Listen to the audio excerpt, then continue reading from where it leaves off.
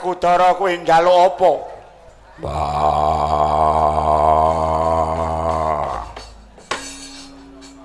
Sing ditinggal marake sugih dulur, sing dibuang marake urip, tentrem rahayu, kuwi jlentre kepiye? Sing ditinggal marake sugih dulur iku watak anggep-anggepan sebab mung bakal mbabar watak sombong umuk kumalungkung sesongaran seneng ngendak gunaning liyan. Mula saben tindake rumangsa wis bener wekasane didoi wong lan sanak sedulur. Mula nek to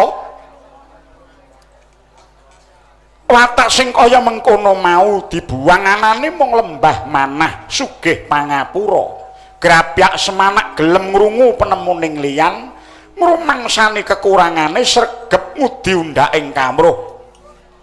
Demen tetulung kang tanpa pamrih wekasane disingu wong ambabar sugih sedulur Werkudara. Wah iya, sing dibuang marakake tentrem uripe apa? Kuwi watak mung tansah mikolehke diri pribadi. Mengkono iku ing jalari menungsa tansah samar kuwatir was sumelang durga lan ngongso-ongso. Yen perlu malah pani nempuh tindak dalan kang ala ingkang baku bisane ketekan sedyane. Mula nggih yen to watak kaya mengkono mau dibuang anane mung tansah karya naktya sing sesama. Janaka kowe njaluk apa? Reh ning kula menika kulina ulah katresnan. Kaparenga paringan daran menggah lenggahing katresnan menika kados pundi Bapa Penemban? Apa-apa ki manut udawedanane ora ninggal karo katurangganing wong. Iya Janaka.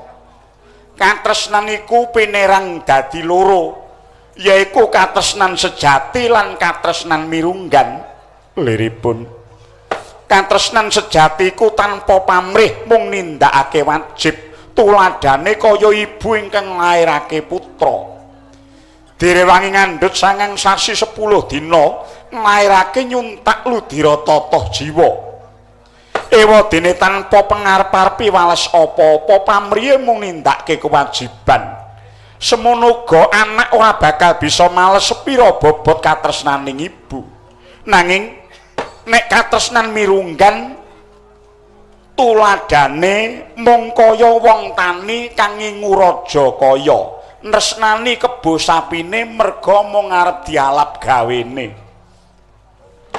Mula nek kowe duwe garwa tanceping katresnanmu menyang bojo tandukna katresnan sejati, aja katresnan mirunggan.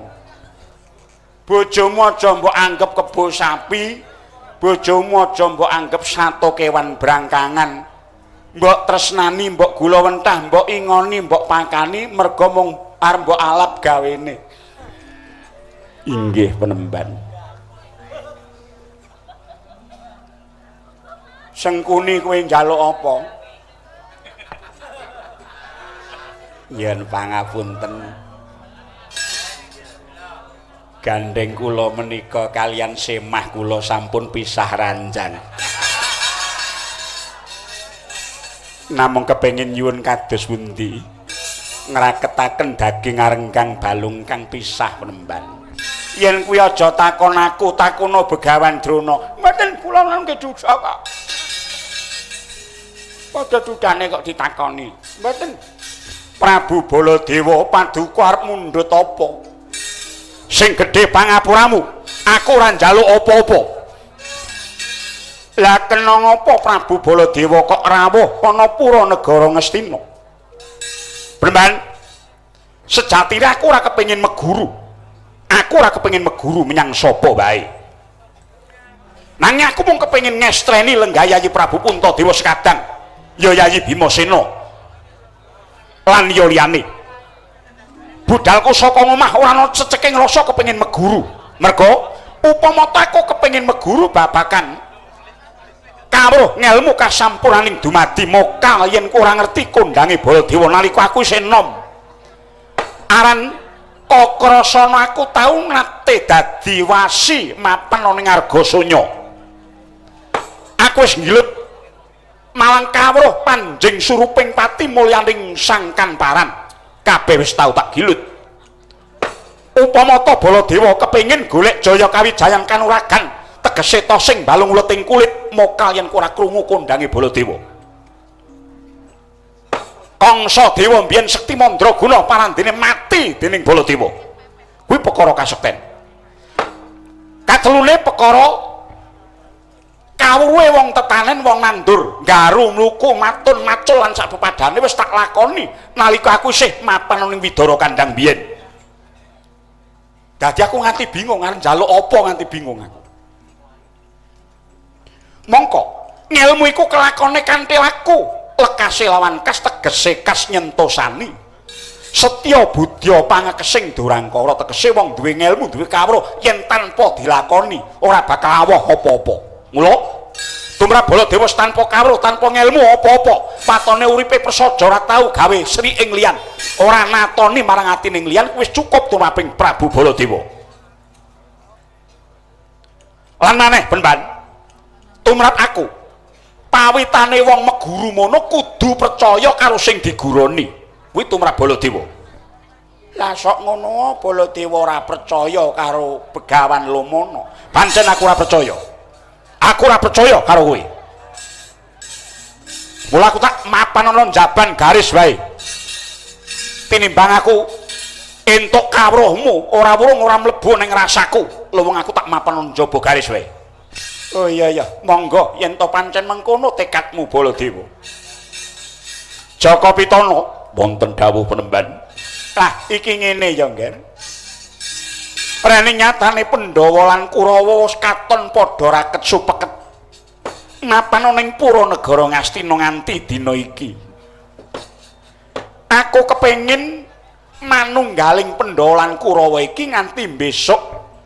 Aja nganti pedhot ana ing dalan, aja nganti pogok nglakon iki. Keparengipun penemban kados pundi? Sing tak rungu wingi-wingi pendak-pendak ana padang-padang mesti sing padudon Pandhawa lan Kurawa. Mongko nyatane ku isih trah Sang Begawan Wiyasa ing Saptawarga. Mendah surake kang padha ora seneng lamun to kabeh padha sikut-sikutan jegal-jegalan. Tekatipun Bapa reh ning sira pitaya marang ngelmune pun Bapa nyawiyat nganti titi mangsa iki aku kepengin Pandhawa lan Kurawa manunggal dadi siji. Gathuka cipta rasa karsa lan karyane nyawiji gumolong tekate. Inggih ngestakaken dawuh. Lah saiki ayo padha digoleki. Ayo padha digoleki apa to sabab ingkang njalari ora rukune Pandhawa lan Kurawa. Saka pangrasaku anane Pandhawa ora gathuk rasane karo Kurawa. Kurawa nganggep yen to Pandhawa dadi mungsuhe. Merga loro-lorone kebondo dening pengunen-unen Baratayuda Jaya binangun. Perang gedhe, peranging Pandhawa lan Kurawa jarene besok bakal kedadeyan. Kuwi jare padha ngarani kodrat jangkaning jagat ingkang ora bakal bisa diselaki. Rehning padha percaya mula Kurawa percaya sakmutuhe yen to Pandhawa besok bakal dadi mungsuhe, semono uga Pandhawa pitaya yen to Kurawa besok dadi mungsuhe. Lah tekadku dina iki aku kepengin murungake perang gedhe Bratayuda. Padha diarani kodrat kuwi nek wis kelakon, barang sing durung kelakon kuwi aja diarani kodrat. Mundhak kecencang rasamu. Anane Pandhawa lan Kurawa ora gathuk merga ana sing ngububi, ana sing dadi urup-urup. Supaya Pandhawa lan Kurawa ora manunggal. Lah, sapa to ingkang dadi urup-urupe ora ana liya. Siji Ratu Ndarawati Prabu Sri Bathara Kresna. ingkang angka 2 Semar Badranaya ingkang angka 3 Begawan Kapiwara pendhita ing Kendali Sada ingkang wujud Rewanda. Mula tekadku aku kepengin ngaturi rawuhe Prabu Kresna aning pura negara Ngastina iki. Atak tanting atine Prabu Narayana kepiye nggone ngemong menyang para Pandhawa ora gawe kerukunan nanging malah nambahi ruwet ana ing jagat Kurawa Pandhawa iki. Andita karya wangsit mindha kumbang ajabing tawang sangin ndingane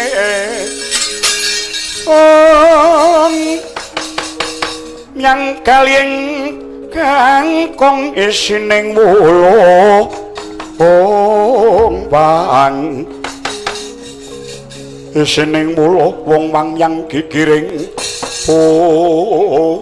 lu wila dalah jagat masih saning Bathara wayah Bathara jagat Begawan ngono apa Prabu Balarama kowe ngrasani kelawan kadangku Kyai Prabu Ndarawati sing dadi urup-urup ora manunggaling Pandhawa Kurawa.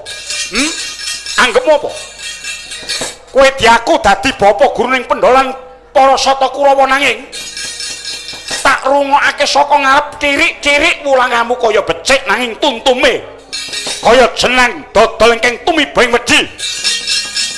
Oh kosek Prabu Baladewa aja nyaruwe. Kowe mau wis ngendika yen ta ora kepengin meguru lan kowe kepengin lungguh ana jabaning garis. Kowe aja melu-melu nyampuri perkaraning Pandhawa Kurawa. Yayi Prabu kula mboten trima. Menawi Yayi Prabu Ndarawati dipun raosi yen to Yayi Kresna dadi urup-urup Pandhawa Kurawa ora bisa rukun. Lumono, kowe bisa gawe manunggal Pandhawa Kurawa. Kowe bisa murungake perang gedhe Bratayuda. Nanging yen to bisa nginger lakuning srengenge. Adate jumedhel saka jagat wetan angsup ning jagat kulon. Yen kowe bisa nginger lakuning srengenge, jedhel saka kulon. Manjer tengange banjur angsup ning jagat wetan lagi ngakoni Kakrasana. Lagi ngakoni Baladewa menyang Begawan Lomo. Koko Prabu sampun paring dawuh ingkang mekaten. Yayi, sawetahipun perkawis menika wonten ing ngarsa paduka, nanging titi mangsa menika kula mboten badhe jenak lenggah wonten Pura Ngastina. Kula badhe wangsul sak pungkuripun Kakang sing ati-ati, Yayi.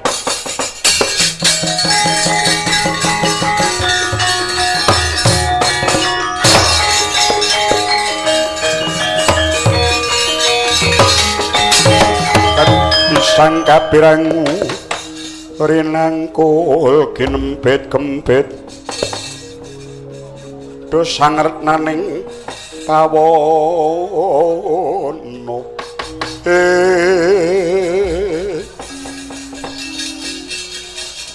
Prabu Baladewa kok mrekitik atine serik banjur lunga. Menika nami limrah labet Prabu Sri Kresna inggih Prabu Narayana menika sederek mudanipun Prabu Baladewa. Nanging ora dadi sabab apa, Nggih. Werkudara ana dawuh mapa? Janaka kula wonten dawuh penemban. Aja wedi kangelan kowe tak utus sowana marang Prabu Kresna. Tak enteni sak tekamu. Kowe kudu bebarengan karo Nalendra Harimurti. Aku kepengin sapet jagong kelawan Ratu Ndarawati Prabu Sri Bathara Kresna. Ya ngestake dawuhmu nuringgih kula nyuwun pamit penemban. Himawan-wan kunta kumpul patang gedhe kang sayang para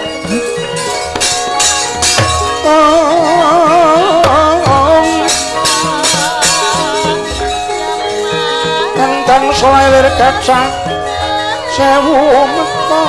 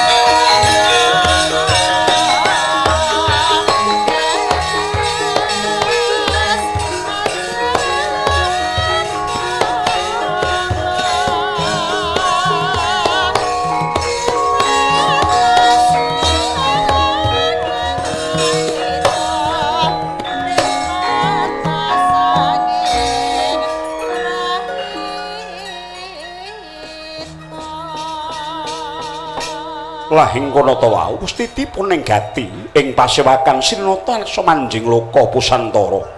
Saksana para wahini pawongan cedhing kang samya ngampil upacara ngaji. Sigra tata anjajari Kundurira Sanata. Rep regedeg nguncupaken asta minangka tandha pakurmatan.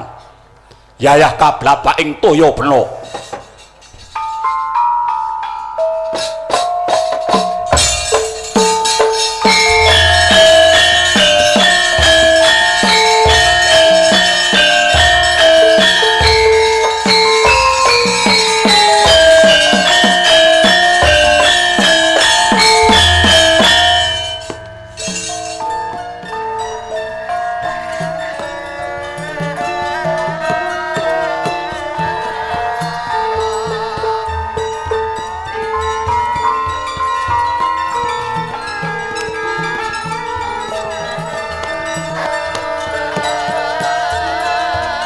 Sing reh sanangkung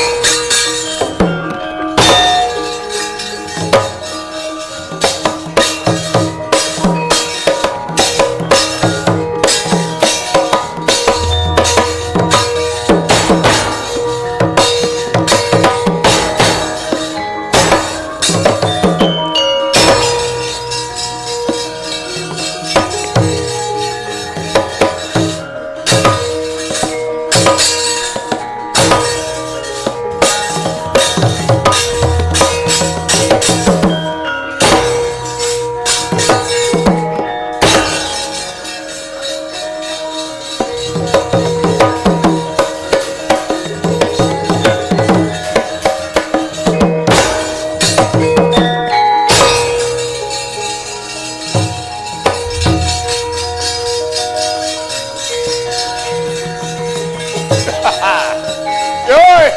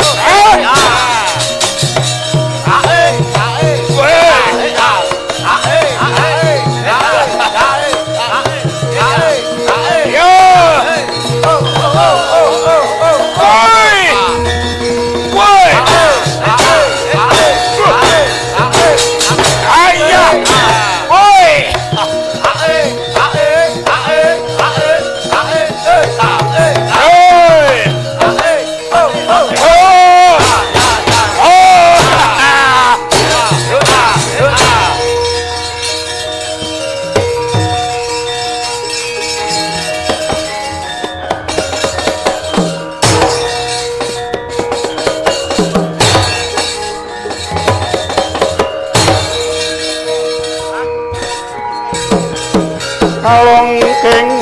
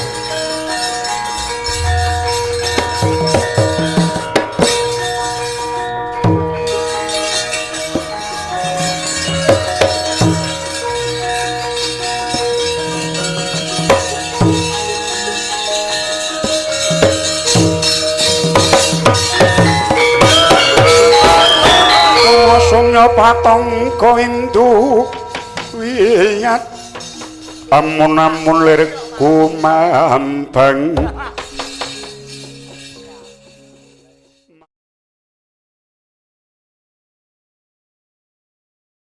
wonten dawuh ingkang pangendika Premban miji ingkang putra ngembat landheyan kula pun Surya Gupala anak Prabu yektine sira ora bakal katalumpen mungguh apa ingkang dadi dawuhipun bapa nalika budal saka negara mbiyen kae inggih Premban kula namung tansah badhe nderek kepareng Paduka Rama Premban bagus yen to pancen mangkono tatanen barismu iki Werkudara lan Janaka tak kongkon menyang Darawati keparengipun aku kepengin sapet jagong kelawan Prabu Kresna lan aku kepengin nitik jero cetheke Prabu Narayana upama to nganti ketleyeken nglakon ora kasembadan ngibarat kaya kesandung rata kabentus tawang kowe anak Prabu Surya Gupala ngawat-awatana saka kadewan ngestaken dawuh Mbak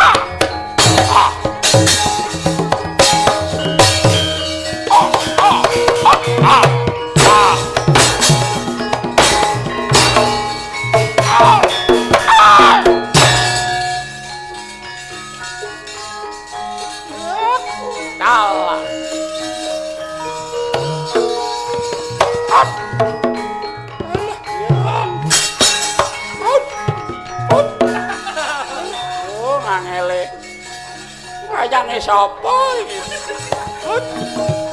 alah